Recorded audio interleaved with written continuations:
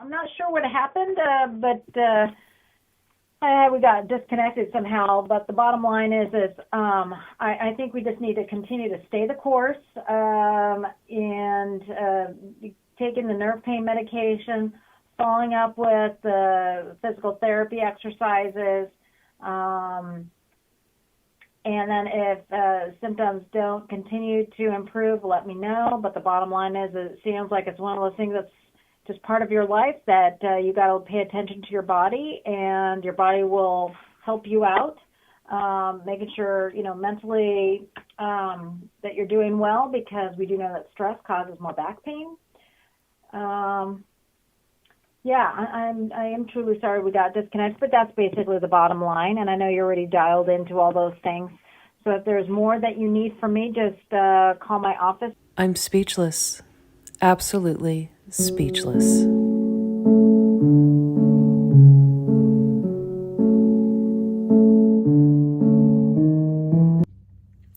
Before we get into what happened next, I want to take a minute to reach out to everybody who left a comment in my comment section.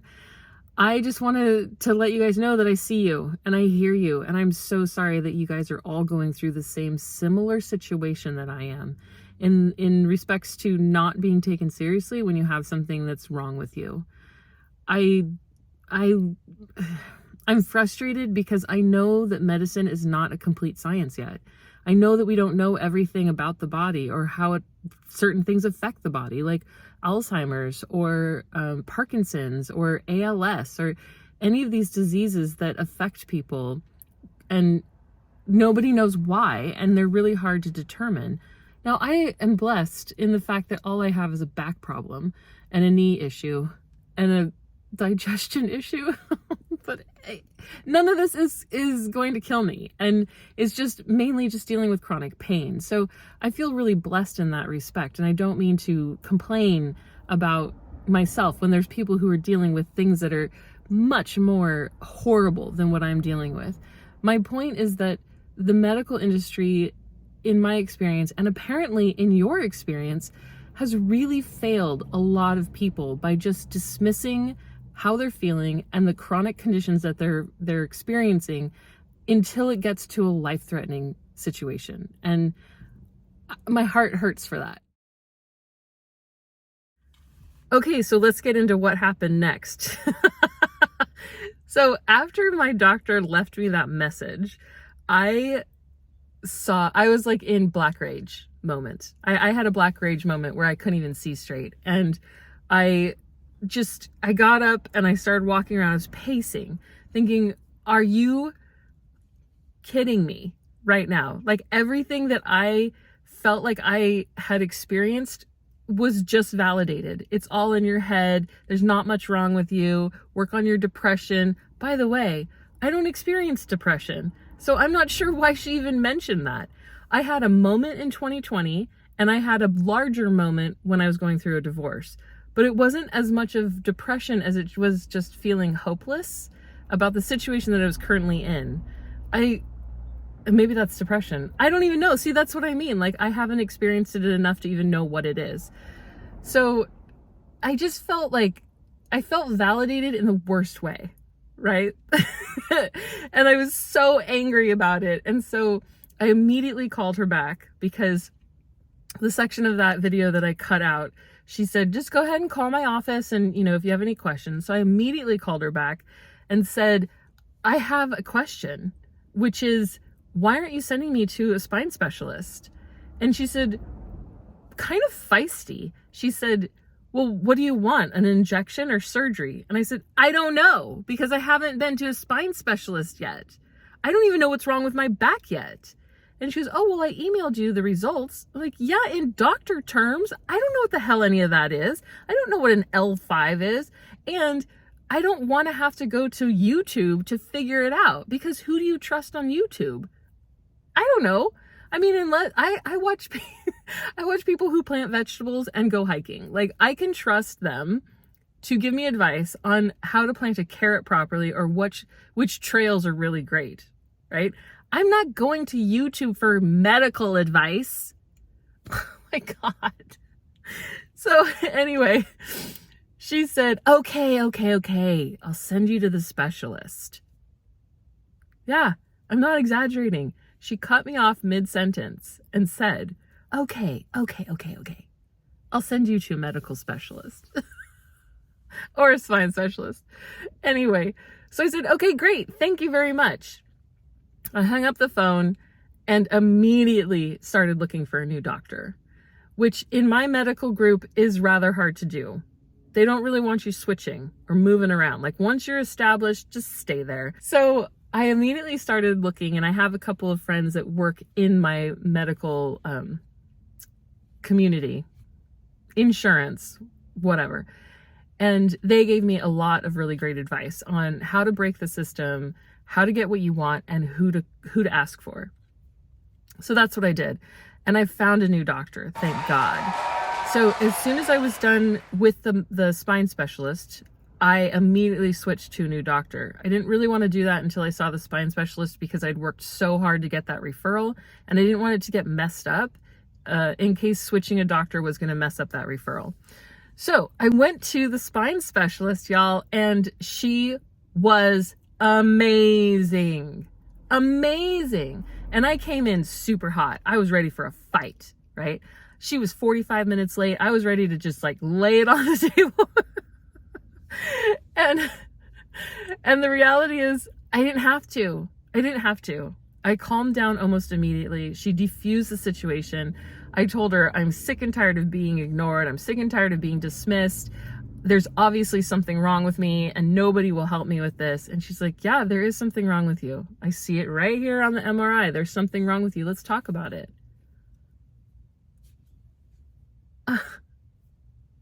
I literally started crying. I was so like, I'm so like this that her diffusing me, I just started crying. And she's like, I'm so sorry that you're going through this.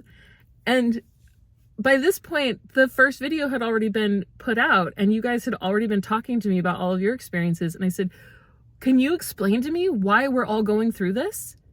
And she said, yeah, I can. Essentially, women aren't studied. So all of the doctor or medical knowledge that we have is on men and not women. And like even in clinical tests, or not clinical tests, but lab tests where they're testing on rats, most of the rats that they're testing on are male rats. We don't know enough information about our bodies, and our bodies are different than men's. And then she said, and I don't know if this is confidential or not, which is why I paused, but she said, I'm really frustrated because I got into this industry to help people. And all I've ever wanted to do is to help people. And all we're allowed to do is cut you open, poke you with things, or prescribe medications.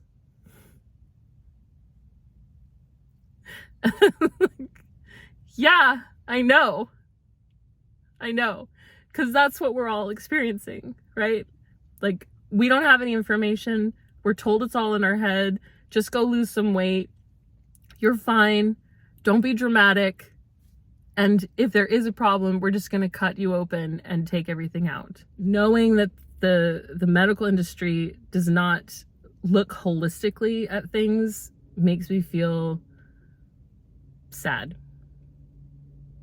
Very sad. She's, like I said, she spent an hour with me and she told me exactly what was going on with my back and told me what my medical insurance company was willing to pay for and then what she suggested outside of that.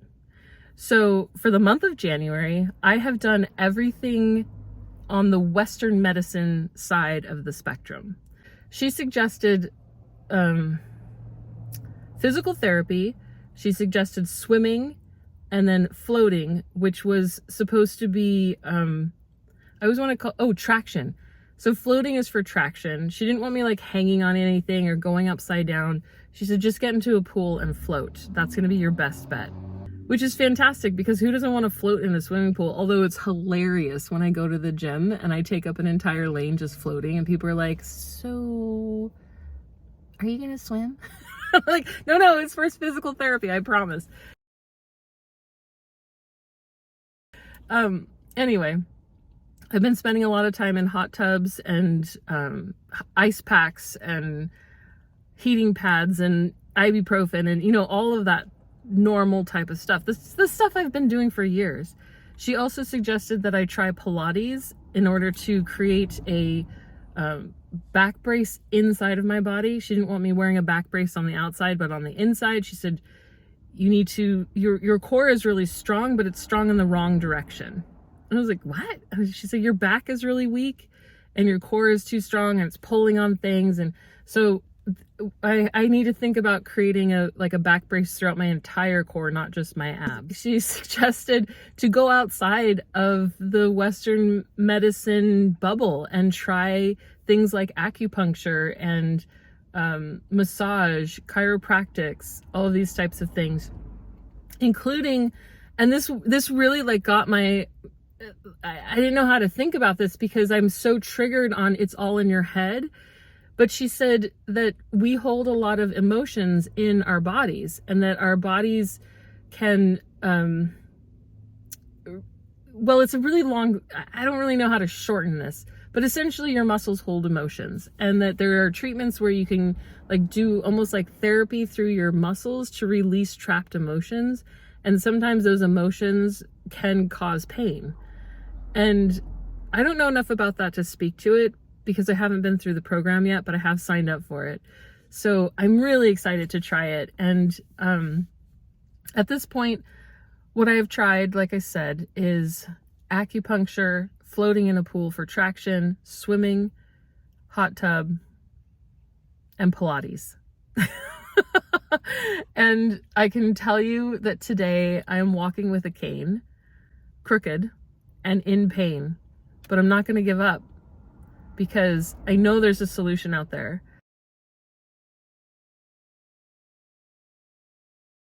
Okay, so in order to make this video short, because it's already 97 minutes long, I'm going to just say to you that this month, the month of January 2024, was really about exploring Western medicine. And there are parts of it that have really worked, like the physical therapy. And there are doctors who are really, really compassionate and kind, and they want to help people, like my spine specialist. And so I feel like if you look hard enough, you will find people that can help you. I wish they were more accessible to people. But I guess you just really have to fight and really have to, just fight for what you need. In the month of February, I'm going to start doing some more Eastern medicine things and see if that works as well, because I am determined. I am determined to not live with chronic pain, and I am determined to get back out on trail, and I'm determined to have faith in my body and just trust that she's going to be okay, and that I can do things like hike and kayak and whatever else comes up. These are the updates, and I just wanted to share them with you. So thank you all again for reaching out to me the way that you did. It really made me feel like I wasn't alone. And I love community. I love it. And I feel like we have created one here around this, unfortunately. I like to create communities over fun things like traveling, but if this is where we need to create a support system, then I'm here for it. And I just want you guys, again, to know I see you and I hear you, and I'm sorry that you've all experienced the same type of thing. So that's it. I hope that my February update is a little more cheerful and maybe has a little more of a happy ending. Today, I don't necessarily have that happy ending for you, but I'm getting closer to it. So thank you all for joining me on this health adventure. I appreciate it. I appreciate all of you, and I hope you have a wonderful, wonderful February. And don't forget to celebrate Valentine's Day, because it's a fabulous holiday. It's just about self-care and self-love and loving the people around you, and I just think it's so beautiful. So happy Valentine's Day to all of you. I hope you take care.